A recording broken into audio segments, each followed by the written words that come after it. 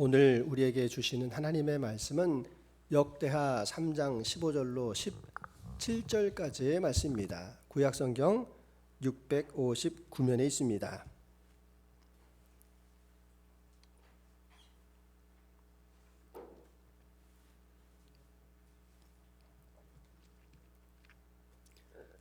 역대하 3장 15절로 17절까지의 말씀, 찾으신 줄 알고 받들어 읽을 때 마지막 절을 같이 합독하겠습니다. 성전 앞에 기둥 둘을 만들었으니 높이가 35 규빗이요 각 기둥 꼭대기의 머리가 5 규빗이라.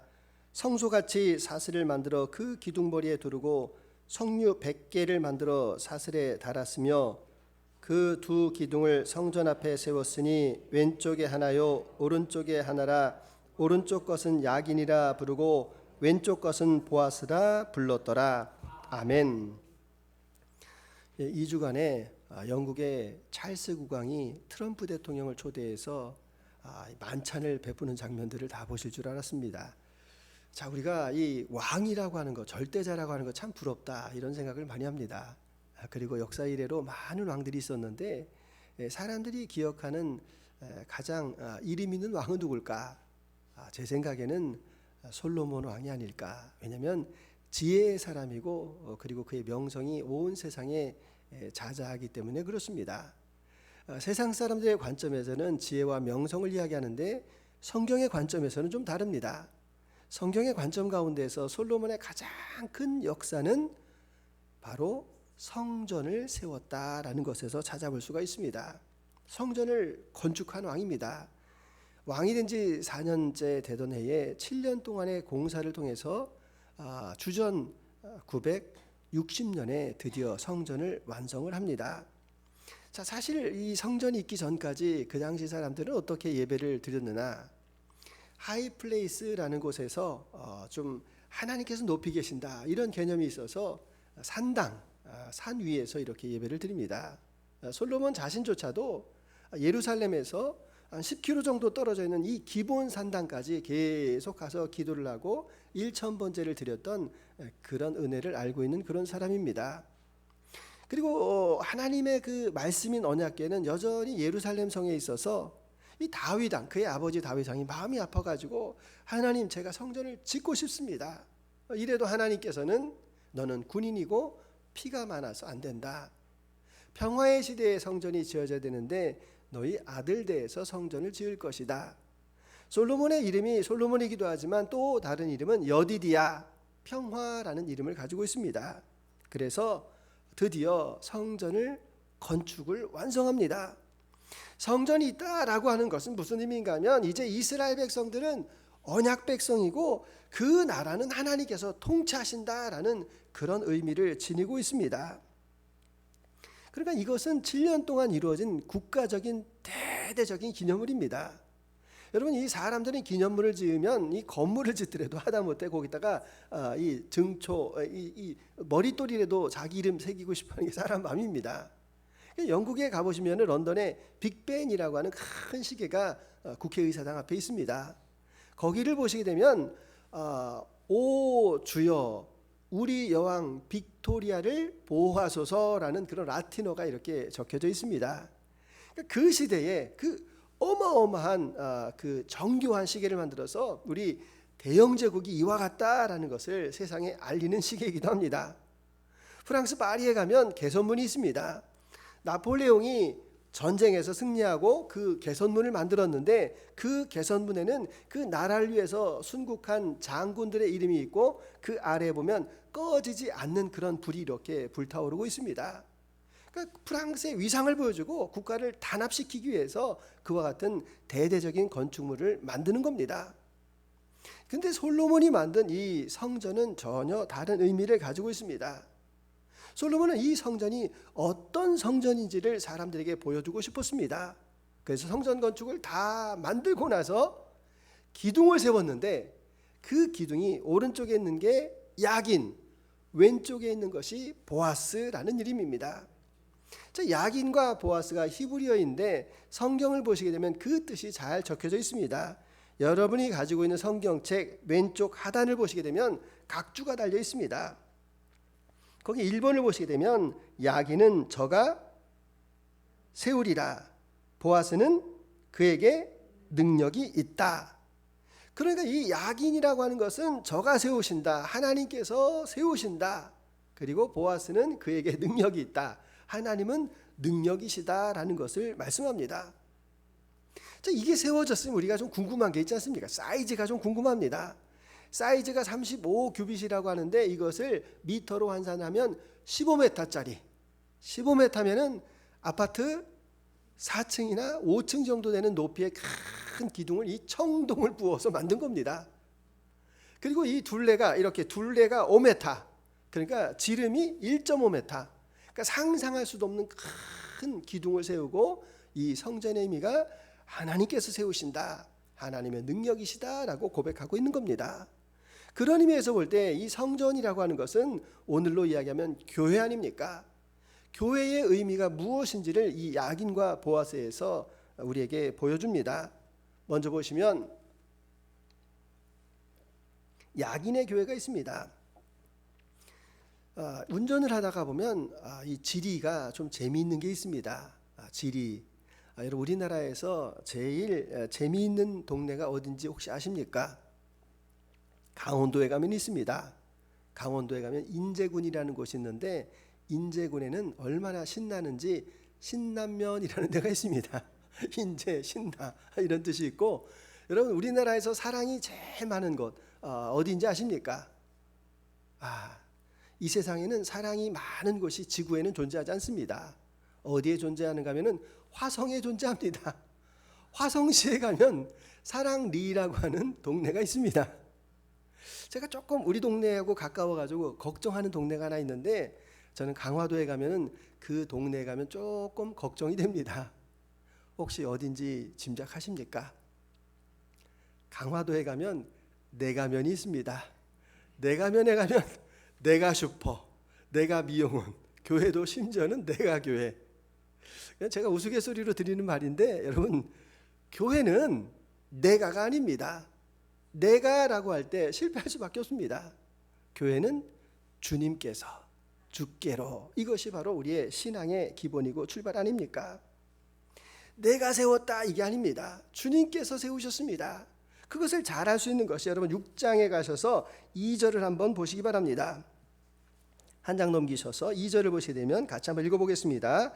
내가 주를 위하여 거하실 성전을 건축하였사오니 주께서 영원히 계실 처소로 소이다 하고, 자, 이 성전은 하나님께서 영원히 거하실 성전입니다. 이렇게 고백을 합니다. 자, 그리고 4절에는 또 뭐라고 말하는지 읽어봅니다. 왕이 이르되 이스라엘 하나님 여호와를 송축할지로다. 하나님께서 그의 입으로 내 아버지 다윗에게 말씀하신 것을 이제 그의 손으로 이루셨다 이르시기를. 아멘. 그의 손으로 이루셨다. 하나님께서, 아버지께서 말씀하신 그대로 이루었다. 그럼 나는 뭡니까? 나는 황정민입니다. 이렇게도 말할 수 있습니다. 2005년에 너는 내 운명이라고 하는 영화를 통해 가지고 이분이 청룡영화제 나무주연상을 받았습니다. 그때 시상식 때 뭐라고 이야기합니까? 예, 저는 스태프들이 차려놓은 그 밥상에 숟가락을 하나 얹은 사람입니다. 여러분, 이 얼마나 겸손한 표현입니까? 여기에서 우리가 기억해야 될 것은 무엇인가 하면 그 성전의 주인은 누구인가? 교회의 주인은 누구신가? 예수님께서 마태복음 16장에서 제자들에게 너희는 나를 누구라 하느냐라고 말할 때 베드로가 고백을 합니다. 주는 그리스도시요 살아계신 하나님의 아들이십니다. 바요나 시므나 복이 있도다. 이것을 알게 하는 내가 아니라 하나님이시다. 내가 너의 그 믿음 위에, 반석 위에 교회를 세우시겠다. 이렇게 말씀하십니다. 내가 세우시겠다라고 주님께서 말씀하신 것이 바로 교회입니다. 그래서 교회는 사람이 주인이 될 때 그것이 교회가 될 수가 없다라는 겁니다. 모임은 있는데 그곳에 예배가 없다라고 하면은 그것은 바른 모임이 될 수가 없습니다. 예배를 드리는데 그 안에 하나님을 경외하는 마음이 없다면 그것은 사람의 모임에 불과할 뿐입니다. 그 교회에는 하나님의 임재가 나타날 수 없다라는 것을 우리에게 분명하게 말씀해 주고 계십니다. 그래서 솔로몬은 그 성전에 들어가면서 야긴의 기둥과 보아스의 기둥을 보면서 무슨 고백을 했겠습니까? 우리가 미루어 짐작할 수 있는 고백이 있습니다. 누가복음 17장 10절의 말씀 같이 읽습니다.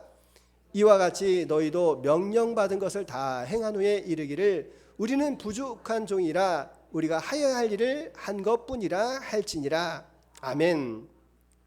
그 일을 다 했어도 나는 무익한 종이다. 해야 할 일을 한 것뿐입니다. 라고 고백을 합니다. 실제로 솔로몬의 그 영광을 보더라도 그것은 솔로몬 때에 이루어졌지만 하나님께서 계획하시고 준비하시고 하나님께서 하신 일입니다. 솔로몬 전에 2000년 전에 이미 하나님께서 모리아산에서 그 아브라함이 이삭을 번제로 바치는 것을 통해서 그곳에서 예수 그리스도의 그 성전을 만드시겠다라고 이미 보여주셨습니다. 솔로몬 전에 1000년 전에 모세를 통해서 그 성막은 어떻게 식양대로 지을 것인지 설계도를 이미 주셨습니다. 그의 아버지 다윗을 통하여서 다윗이 그 성전을 짓도록 이미 재료를 다 준비해 놓고 기다려 주신 분이 바로 하나님이십니다. 그래서 그 일을 솔로몬이 이룬 것뿐입니다. 그가 한 일이 아니라는 것을 오늘 이 솔로몬은 믿음으로 고백을 합니다. 여러분, 우리도 동일하지 않습니까? 우리가 주님의 일을 위해서 열심히 감당하는데 우리는 어떤 존재입니까? 이 성전이라고 하는 큰 돌, 이 페트라, 이 큰 돌 위에 하나님을 섬기는 작은 돌들, 리도스라는 그러한 의식이 우리에게 필요합니다. 그래서 우리는 우리가 가지고 있는 각자의 은사로 섬기는 겁니다. 어떤 사람은 기도를 잘하는 은사가 있습니다. 어떤 사람은 물건만 보면은 잘 고치는 은사가 있습니다. 어떤 사람 요리를 잘하는 분도 계시고 어떤 사람은 권면을 잘하는 분도 계십니다. 찬양을 잘하는 은사를 가지고 있습니다. 어떤 분은 저는 은사가 없는 것 같습니다 라는 분도 있습니다. 식사를 맛있게 하고 너무 맛있습니다. 그리고 누군가가 조언을 할 때 어떻게 그렇게 지혜가 많으세요 라고 말하는 것도 은사입니다. 그 각자의 은사를 가지고 저의 공동체, 여러분의 공동체, 우리의 교회 공동체를 세워가는 것을 우리는 믿음이라고 이야기합니다. 저에게도 참 감사한 것이 있는데 얼마 전에 상가에서 회의를 했습니다. 상가분들이 이렇게 모여서 이야기를 하는데 그런 이야기를 합니다. 교회가 있어서 너무 좋습니다. 주변도 얼마나 청소를 잘 하시는지 담배꽁초도 매일 줍고 그래가지고 너무 감사합니다.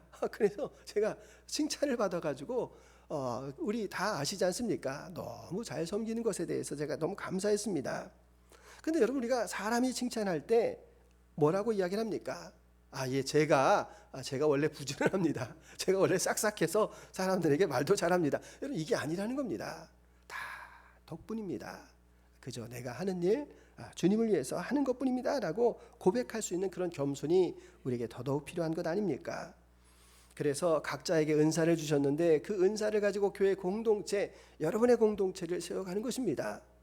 누누이 말씀을 드리지만 은사가 뭡니까? 은사는 눈에 잘 띄는 게 은사입니다. 주방을 갔는데 주방이 지저분합니다. 그러면 치울 수 있는 게 은사입니다.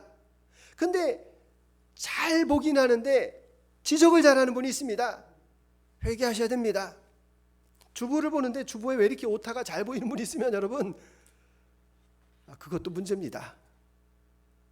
지적하는 것이 아니라 보면은 내가 행할 수 있는 그 마음을 가진 것을 우리는 은사라고 이렇게 말하는 겁니다. 그래서 눈에 보이는 대로 다 말씀하시는 것 아닙니다.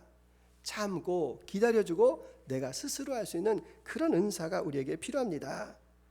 그래서 우리는 다시금 한 주간을 돌아와서 이 성전 앞에서 하나님 앞에 내가 드릴 것이 무엇이 있는가, 하나님께로부터 받은 것이 무엇이 있는가, 내가 어떻게 주님을 섬길 수 있을까, 그것을 다시 한번 기억하시고 여러분이 가지고 계신 은사로 저와 여러분의 공동체를 세워가실 수 있는 우리 모두가 다 되시기를 소망합니다.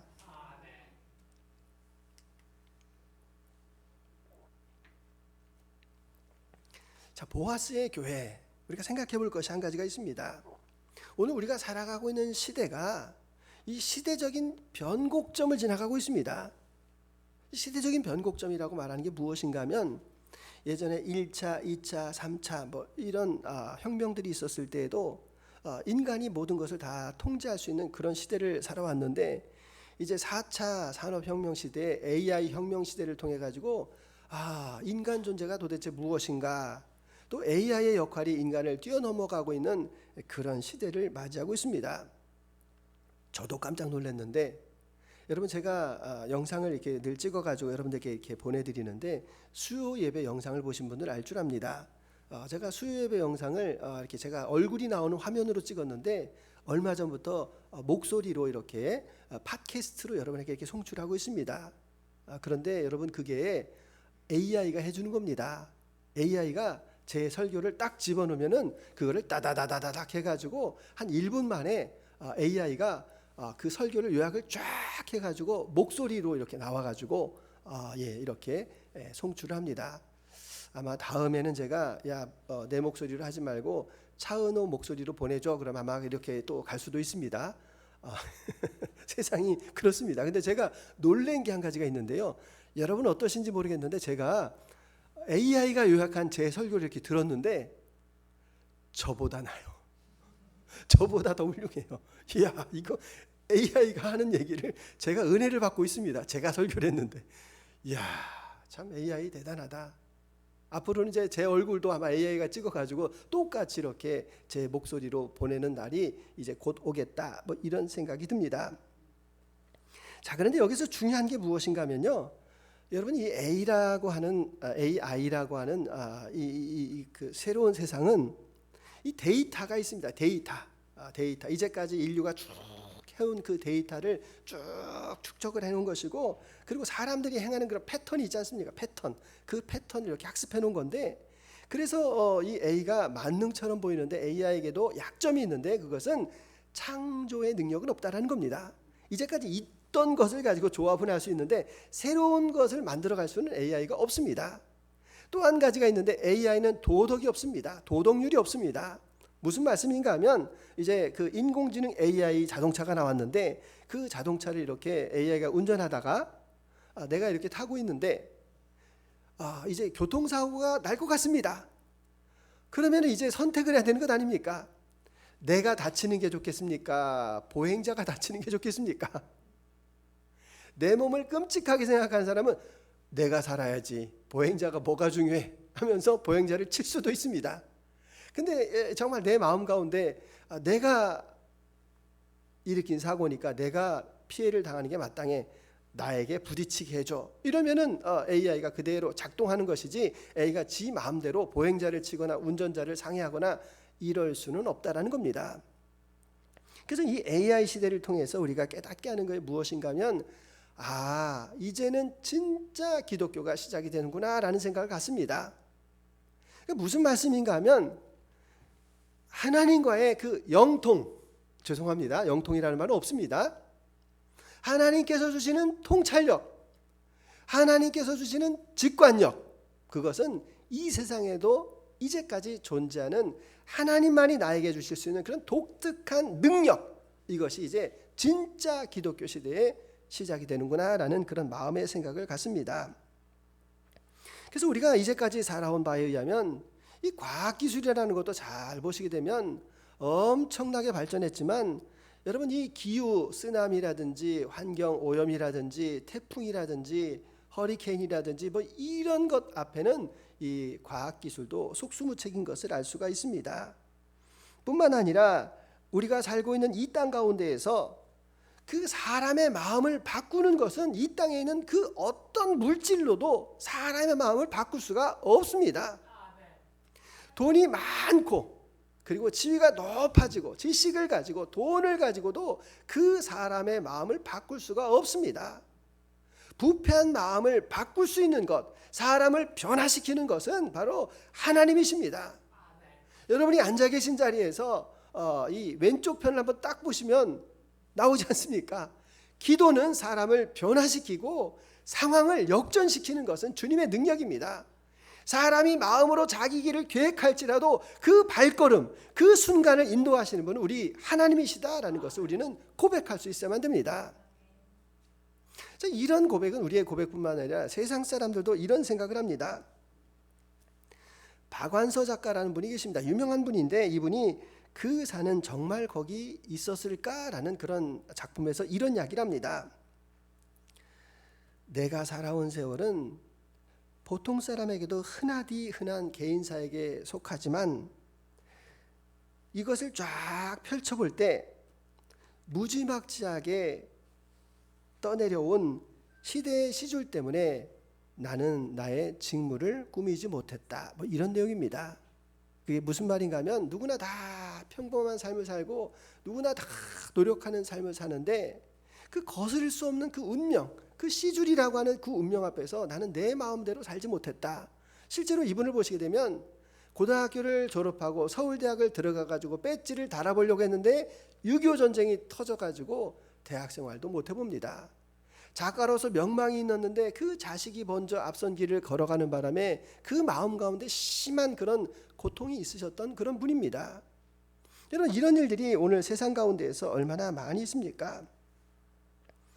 경제가 발전하고 그 시대가 지금 이렇게 발전해 가지만 가만히 보게 되면은 저희 때 또 우리 저보다도 나이가 많으신 분들은 그 젊었을 때 고생은 많이 했습니다. 뭐 일제도 있었고 6.25도 있었고 뭐 4.19도 있었고 많이 고생을 하셨는데 그래도 계속해서 비약적으로 이렇게 발전하는 시대에 이렇게 살아왔습니다. 제가 대학을 졸업할 때만 해도 그래도 어디래도 취업할 수 있는 그런 취업 자리가 있었습니다. 근데 오늘 우리 시대의 이 젊은이들 보게 되면 그 스펙을 그렇게 많이 쌓고도 직장을 잡기가 너무 어려운 그러한 인생의 그 날줄과 같은 그런 시대가 우리 앞에 있다라는 겁니다. 그래서 우리에게 중요한 것이 무엇이겠습니까? 그것은 우리가 나의 운명을 내가 스스로 개척하는 것처럼 보이지만 내가 내일 일을 알 수 없는 그런 존재다. 이 세상을 운행하고 있는 절대적인 절대자가 계시다라는 것을 믿고 하루하루를 성실로 살아가는 것이 중요하다라는 것을 말씀해주고 있습니다. 나의 내일을 주님 앞에 맡기는 겁니다. 솔로몬이 이 유명한 이야기를 하셨는데 전도서 말씀입니다. 9장 11절 같이 읽습니다. 내가 다시 해 아래서 보니 빠른 경주자들이라고 선착하는 것이 아니며 용사들이라고 전쟁에 승리하는 것이 아니며 제자들이라고 음식물을 얻는 것도 아니며 명철자들이라고 재물을 얻는 것도 아니며 지식인들이라고 은총을 입는 것이 아니니 이는 시기와 기회는 그들 모두에게 임함이니라. 아멘. 자, 잘 보시게 되면은 유력한 사람이 먼저 결승 테이블을 끊는 것처럼 선착할 수 있지만 그렇지가 않다라는 겁니다. 넘어질 수도 있고 엎어질 수도 있다라는 겁니다. 느리다라고 생각하는데 꾸준하게 끝까지 가면 거북이가 이기는 경우도 있다라는 것을 말씀합니다.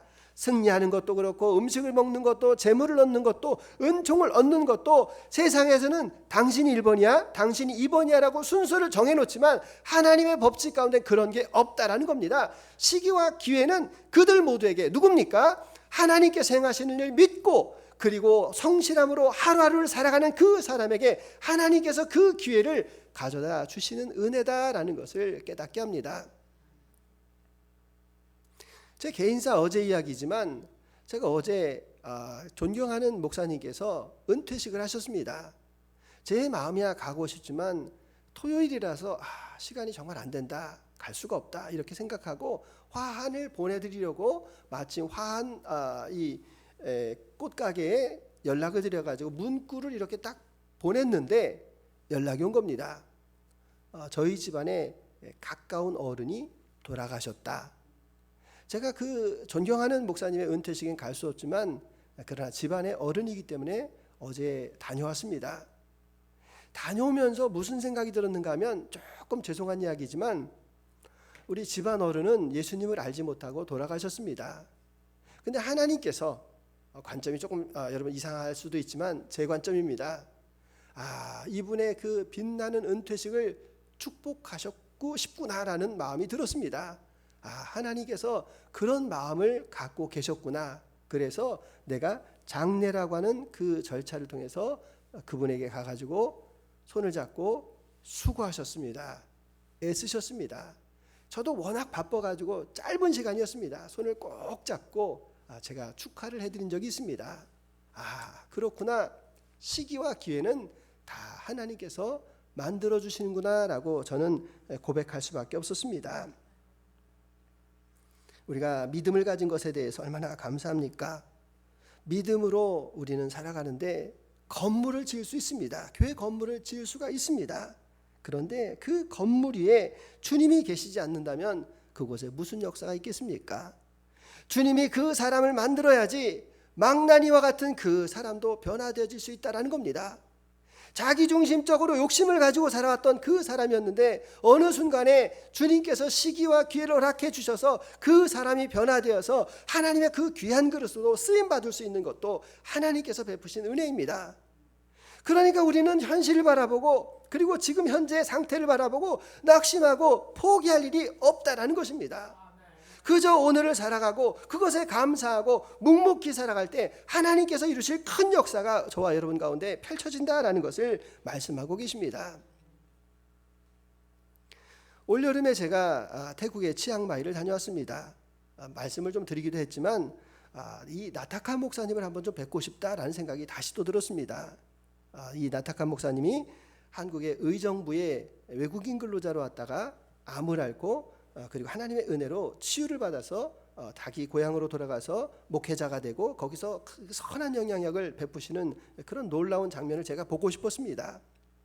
자, 그 나타칸 목사님의 교회 가운데 아주 재미있는 일이 있었는데 이 치앙마이에 사시던 그 집사님이 태국 방콕으로 이제 식모살이를 가셨습니다. 근데 그 태국의 17번째 재벌이 암에 걸리셔서 이제 사경을 헤매게 됐는데 그 식모가 이야기합니다. 우리 나타칸 목사님이 기도하면 고칠 수도 있습니다. 그래서 길이 멀어서 전화로 계속 기도해 주셨는데 나았습니다. 야, 너무 감사해서 내가 당신 위해서 무슨 일을 해주기를 바랍니까?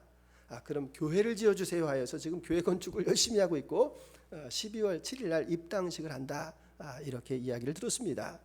근데 그때 나타칸 목사님하고 조를 짜가지고 축호전도 가정방문 전도를 했습니다. 어디를 갔는가 하면은 그 라후족이라고 태국의 소수민족인데, 야, 거기서도 제가 놀랐습니다. 이 라후족이나 몽족이라고 하는 소수민족이 있는데 이 사람들의 뿌리를 찾아가면 고구려 유민이랍니다. 여러분, 이 태국이라는 나라를 보시게 되면 태국은 기독교 복음화율이 1%도 안 됩니다. 태국의 70%가 넘는 타이족, 태족이라고 하죠. 이 사람들은 복음을 받아들이지 않습니다. 국왕을 믿고 불교를 믿는 그런 나라입니다. 그런데 하나님께서 아주 고대 시대에 그 나라가 망한 그 우리나라 그 백성들을 그곳까지 보내셔가지고 그곳에서 이 복음의 역사가 나타나게 하시는 것이 정말 너무너무 감사했습니다. 라우족의 이 가정을 갔던데 원두막입니다. 이렇게 원두막이 있고 밑에는 이렇게 땅에서 이렇게 습기 올라오니까 2층에서 이렇게 원두막에서 사는데, 저야 뭐 태국말을 모르니까 이 나타칸 목사님이 복음을 이렇게 전합니다. 근데 그 어르신이 자기가 예수를 믿겠다고 그러면서 손에 보니까 이렇게 팔찌가 이렇게 있습니다. 팔찌. 근데 그 팔찌가 그냥 팔찌가 아니라 돼지 한 마리를 줘야지 팔찌 하나를 준다고 합니다. 그러니까 자기의 그 운명을 묶고 있는 그 끈을 끊는다라는 게 얼마나 어려운 일입니까? 믿어요라고 말하는데 그 돼지 한 마리를 이게 끊는다라는 게 쉬운 일입니까? 근데 그분이 막 손으로 끊는 겁니다. 그러니까 어르신이니까 이게 손 매듭이 별로 좋지 않아 가지고 잘 못 끊으니까 낫을 가져다가 이렇게 끊는데 제가 정말 감동적으로 봤습니다. 그런 가정이 거기에서 몇 가정이 그러한 일들이 있었습니다. 야, 하나님께서 정말 그 망한 나라 그리고 저 멀리 사는 그 나라를 통해서 하나님께 먼 길을 돌아오게 하셔가지고 그곳에 살게 하시고 또 멀리서 와서 만나게 하시고, 야, 하나님의 그 섭리와 그 기회는 우리가 측량할 수도 없다라는 그런 마음의 생각을 가지고 돌아왔습니다. 결국 우리의 날줄이라고 하는 것은 하나님의 그 일상 속에 붙들려 있다라는 것을 우리는 고백할 수가 있습니다. 그래서 우리에게 해야 되는 일이 무엇입니까? 그것은 이 야긴과 보아스를 통해서 하나님께서 성전이 어떤 성전인지에 대해서 말씀해 주셨습니다. 그것은 그 교회라고 하는 것은 기도하는 집, 만민이 기도하는 집이다라고 주님께서 말씀해 주셨습니다. 그렇기 때문에 우리는 그 하나님과의 그 영적인 교제를 기뻐합니다. 내 영이 깨어서 주님 앞에 살아있기를 원합니다. 주님께서 이 순간에 나에게 하시는 말씀이 무엇인지를 내가 깨달아 알기를 원합니다. 주님과의 나의 그 영적인 교제를 통해서, 기도를 통하여서 이루어진다는 것을 믿고 내가 주님을 더 의지하며 나아가는 그러한 성전된 나의 신앙과 믿음 되기를 원합니다. 그것이 바로 주님께서 원하시는 그 성전의 기도 아니겠습니까? 솔로몬의 성전을 보면서 이런 상상을 한번 해봤습니다. 솔로몬이 예배를 드리러 갈 때, 성전에 갈 때 그 야긴과 보아스의 기둥을 늘 봤을 거 아닙니까? 무슨 생각을 했을까? 무슨 생각을 했겠습니까? 잠깐이라도 이거 내가 세웠지라고 하는 그런 그 교만한 마음을 그 기둥을 보면서 늘 억균죄로 삼았을 겁니다. 그리고 내가 통치하지만 나의 능력이 아니라 하나님의 능력으로 이 나라를 지키고 계신다라는 것을 그가 생각하지 않았겠습니까? 우리에게도 동일합니다. 우리가 이 꿈이 있는 교회를 내려오실 때 여러분들은 그 편수막 가운데서 시편 84편 5절의 말씀 가운데에서 주께 힘을 얻고 그 마음에 시온의 대로가 있는 자는 복이 있나이다 라고 하는 그 말씀 속에서 여러분들이 내려오신 줄 압니다. 그래서 우리는 어떤 교회를 만들어 가야 되는가? 그것은 제가 늘 말씀 올리지만 우리는 왕관의 보석과 같은 교회입니다. 그것은 한 사람 한 사람이 주님으로 세워지는 것입니다. 그래서 그 사람이 자기가 속하여 있는 그 가정과 직장과 공동체를 변화시키는 그것이 바로 보석과 같은 일 아니겠습니까? 주님의 영광을 찬란하게 영롱하게 비출 수 있는 것이 내가 그 공동체에서 주님의 이름으로 살아내는 것이 바로 빛이 나는 것이고 보석이 되는 것 아니겠습니까? 그래서 우리는 성전의 외형적인 기둥도 중요하지만 나의 마음 가운데 기둥이 더 중요합니다. 여러분, 저와 여러분의 마음 가운데에 나는 누구인가라고 하는 그런 정체감의 그 기도가 필요하지 않겠습니까? 저도 이 설교를 준비하는 가운데에서 하나님, 나는 어떤 사람입니까? 라고 제가 묵상을 했습니다. 근데 하나님께서 저에게 주신 좋은 은사 가운데 한 가지가 저는 방언을 할 수가 있습니다. 근데 이제까지는 방언을 할 때, 기도할 때 방언을 합니다. 그러면 방언 기도가 더 기도를 오래 하고 더 깊게 할 수 있는데, 제가 생각을 해보니까 제가 교회에서 하는 기도보다도 내가 일상에서 하는 방언 기도가 더 낫겠다, 기도를 더 많이 해야 되겠다라는 마음의 생각이 들었습니다. 그래서 길을 걸어갈 때 방언을 하기로 했습니다. 방언으로 기도하고 눈에 보는 대로 하나님 앞에 깨어서 기도하는 것이 얼마나 중요한 일인가. 그래서 제 마음 가운데 두 기둥을 세웠는데, 하나님, 나는 기도자입니다. 하나님, 나는 전도자입니다. 이것이 바로 제가 제 마음 가운데 새긴 두 가지의 기둥이라는 것입니다. 한 주간을 살아가시면서 여러분들도 한번 생각해 보시기 바랍니다. 여러분이 세워야 될 그 신앙의 그 기둥은 무엇입니까? 나는 기쁨의 사람입니다.